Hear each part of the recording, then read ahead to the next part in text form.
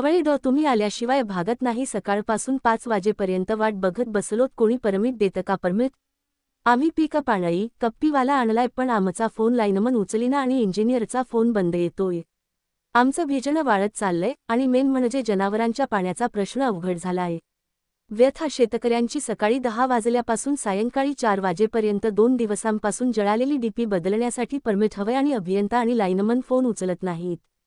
तुम्ही आल्याशिवाय भागणार नाही, असा संजय घोळप यांचा फोन आला आणि तिथे जाऊन लाईनमन यांना बोलावून घेतले आणि परमिट घेऊन अखेर डीपी बदलण्यासाठी खाली उतरली।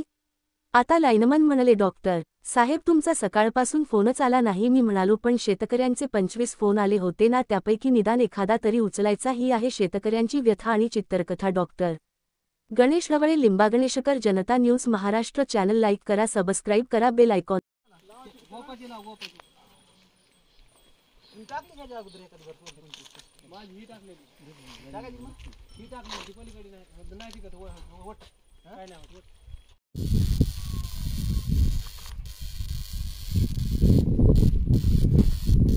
काय ना तुमचं?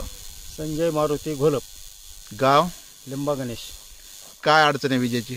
आमची 2 दिवस झाले डीपी जळालेली। तर डीपी जळाल्यानंतर आम्ही लाईनमनला फोन केला, तर लाईनमन म्हणला तुम्ही पिकअपवाला आणि कपीवाला तयार करा, एक 10 मिनिटात तुम्हाला परमिशन घेऊन तुमच्या डीपीपाशी मी हजर राहतो।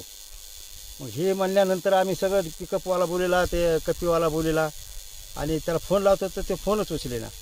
पुन्हा नंतर आम्ही इंजिनियरला फोन लावला, तर इंजिनियरचा फोन आम्हाला स्विच ऑफ यायला लागला आणि नंतर त्याला जवळजवळ 25-30 कॉल झाले असतील आमच्या त्या लाईनमनला, ते फोनच उचलेना आमचा। आणि येतो म्हणला, आम्हाला 10 मिनिटात तर येतो म्हणला, आणि सगळं जमा केल्यानंतर फोनच उचलेना तो।